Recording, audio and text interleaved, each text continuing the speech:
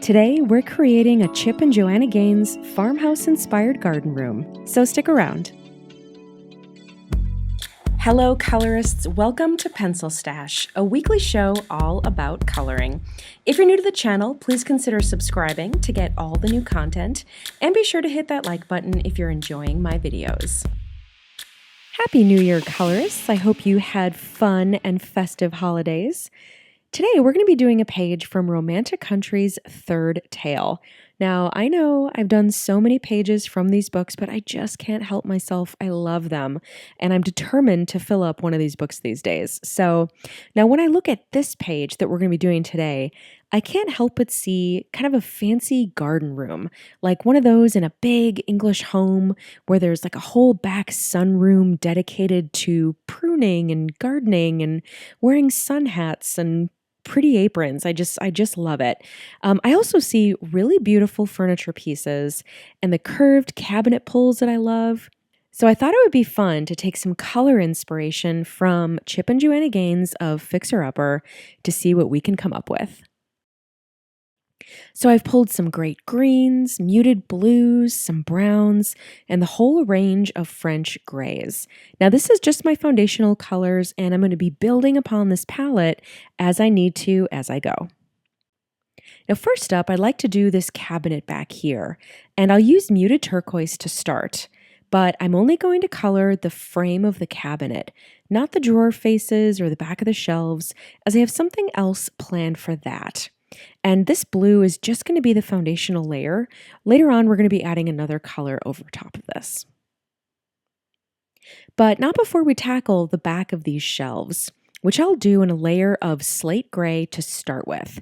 Now, nothing special here, just an all-over layer.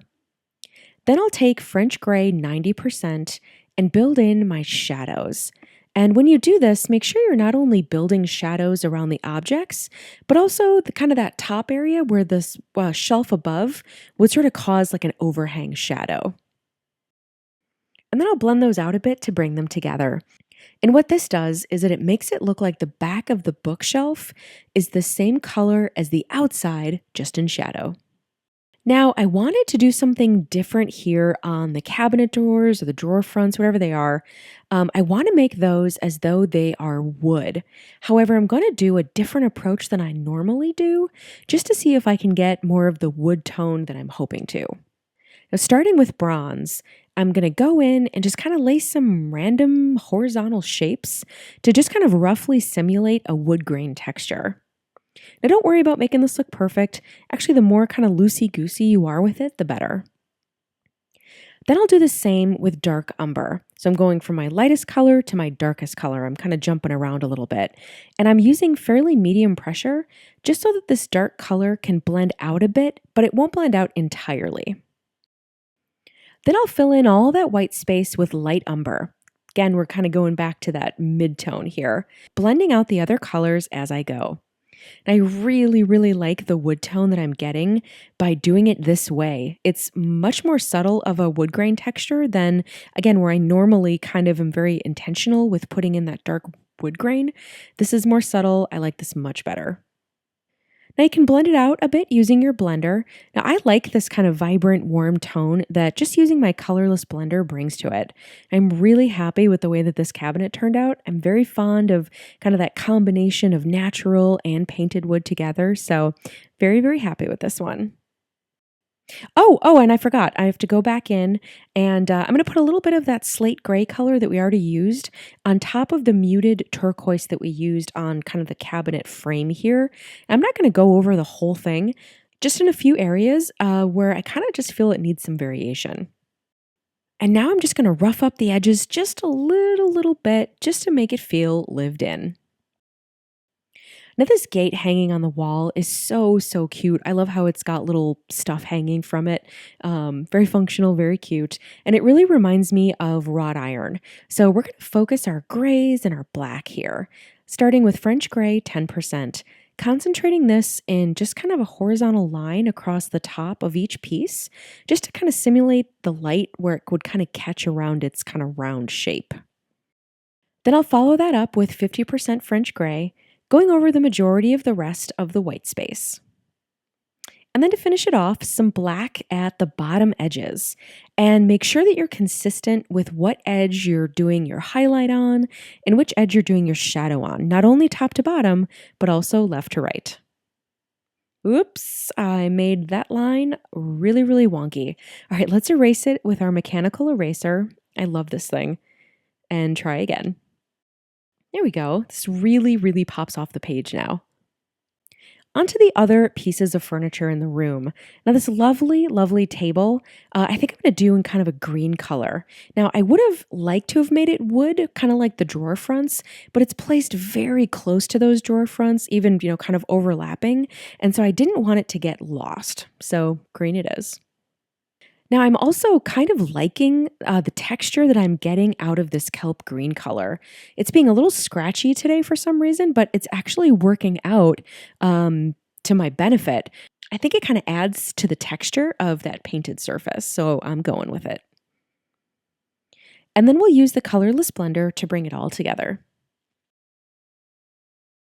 On to one of the things that drew me to this page in the first place, these terracotta pots. Now, I just love recreating the color of terracotta pots with my Prismacolors, which I do with mineral orange, pumpkin orange, burnt ochre, and terracotta. Starting with mineral orange, I just place down kind of where I want my highlights to be, which are normally just kind of in those big open white spaces, at least to start with. Then I fill in around that with pumpkin orange, covering the majority of the rest of the white space. Then I layer in some burnt ochre right over top, which really sells that baked clay look for me. And I like to layer this over top of the pumpkin orange instead of putting them side by side. As when I do, I think the burnt orange on its own reads a little bit too much as brown instead of that warm orange that I need. So layering these two does the trick. Then I'll add in additional layers, starting with my shadowed areas with some terracotta. Now this color has a rather red tone to it, so I'm going to use a very light hand since again, I don't want it to read as red. I just want to add to that warm orangey glow that I kind of have already going on. And finally, some 90% French gray at the edges to darken those shadows. And you might notice I've been using this 90% French gray kind of as the majority of my shadows on this page. I just really, really like the kind of warm, kind of brownish tone that it brings to all of the colors that I've been using, where black, or a different kind of gray, might just not give it that warm tone. So I'm using my French grays today. Then I'm going to blend it out just a little bit. I really don't want to lose the texture that I have on here, so just a little light hand with the blender if you really need it. So we used 6 different pencils just on that little clay pot. This is a really great example of how just kind of taking your time and, using all the colors that you need to do to add kind of that variation and tone really, really pays off in a big, big way.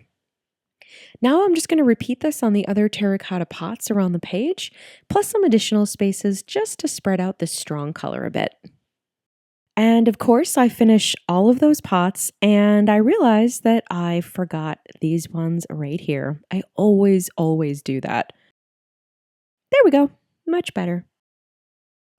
And now I'm just going to have some fun kind of going around the room and adding in some color and some detail on all of these accessories. And for some reason, I really like the way that the green leaves of these carrots came out. Really, really pretty. And it was just about now that I realized that these are probably not carrots. Wouldn't they be like much, much longer if they were carrots? I mean, these are standing like straight up. So they'd, definitely not fit in the box if they were carrots, unless they're super stubby, short carrots. Maybe they're radishes. Oh well, too late. They came out pretty cute. And you'll notice I'm just using the same colors that are already in my tray, the one that we've already used, my greens, my browns, my French grays, and I'm just going to try to spread them out over the rest of the page just to continue with our color story. I can't believe I forgot to talk about the cabinet pulls. These were one of the things that I liked most about this page, so these should read as black. but I'm not going to color them just black. I'm actually going to use a few grays before I use my black in order to simulate the way that light would kind of hit that curved shape of the pole. And then I'll finish it off with a fine-tipped white Posca pen for that highlight. There's so many things on this page to color that I eventually got to the point where I needed to add in some additional colors just to break it up a bit more, as it was starting to look a little bit too kind of one note. So I added in some pale yellows and also this raspberry red palette, which I do think complements the colors that I already had on the page. And same thing with these, I just kind of tried to spread them out around the page as best I could. Is anyone surprised I haven't mentioned the horse yet? I mean, the horse in the middle of the room, in our garden room. I'm not even really sure what to say about it. Well, we're just going to pretend that it's perfectly natural to have a miniature horse flower pot in the middle of your garden room. Perfectly natural. Now, I have to be honest about kind of the way that this page is turning out. Some of these colors, again, kind of the reds that I added, I definitely think that the page needed it, but just something about it is just really not fitting in with my original vision for kind of that fixer-upper color palette, that kind of farmhouse color palette. And again, I think the page needed it, but it just kind of threw off that visual for me. It's not the end of the world, but definitely worth mentioning. What do you guys think about it? Let me know down in the comments. All right, all we have left to do now is our background, and I'm actually struggling with what color to do this in. Now, my first instinct is to do a light gray or kind of almost a white color, but I'm a little bit worried about some of those gray objects that are up against the wall kind of getting a little bit lost. So perhaps maybe we go with kind of a light beige? Maybe we'll try to use our ginger root, which is sort of my go-to wall color. It's very, very light. Let's see what happens. All right, I don't really love it. It's not terrible, but it's really not what I was looking for. The tones are just way too close to the rest of the stuff that's on the page, and it's making my lovely garden room look a little boring. So I think I'm going to break out my mechanical eraser again, mechanical eraser to the rescue, and I'm going to see if I can lighten up these walls. All right, this is much, much, much better. It didn't entirely remove the ginger root, which is actually kind of good. It just kind of scuffed up the wall, just gave it a little bit of texture without removing it entirely. But still, something is missing. What is Chip and Joanna's signature thing? Can you guys guess what it is? That's right. I think we need some shiplap. So I'm going to use my clear ruler to draw in some horizontal lines, kind of mimicking the look of those kind of wall boards have. I don't know if you guys are familiar with shiplap, but it's pretty much just boards on the wall that are just kind of, mounted right up against the wall to just sort of make this really interesting wall texture. So again, I'm just going to use my ruler, and I love, love, love using my clear ruler because it's really easy to create equidistant lines from one another. So clear ruler is your friend. And again, because these are supposed to be wooden boards, they're not all going to be the width of the wall. It is very natural to have shiplap, kind of butted up, against one another. So I'm just going to add in some randomly placed verticals too, just to kind of, give it a little bit more interest as well. All right, these lines are a little bit too ruler perfect, which is not indicative of shiplap. So I'm just going to trace over these lines freehand. And by the way, I'm using 50% French gray for this, just to make them appear a little bit more natural. And there you have it, a Chip and Joanna Gaines inspired garden room.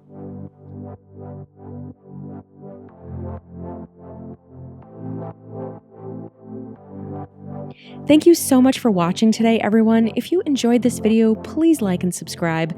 And for even more coloring tutorials, visit my channel and dig through the archives. Hope I see you guys all again next week. Bye-bye.